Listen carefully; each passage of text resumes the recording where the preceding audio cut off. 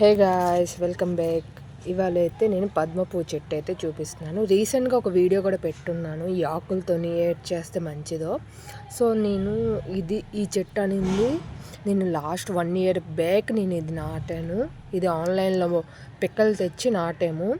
చాలా కేర్ తీసుకోము. ఇంత కేర్ అయితే మా అమ్మ ఏ చెట్టుకి తీసుకోవడం అయితే నేను చూడలేదు.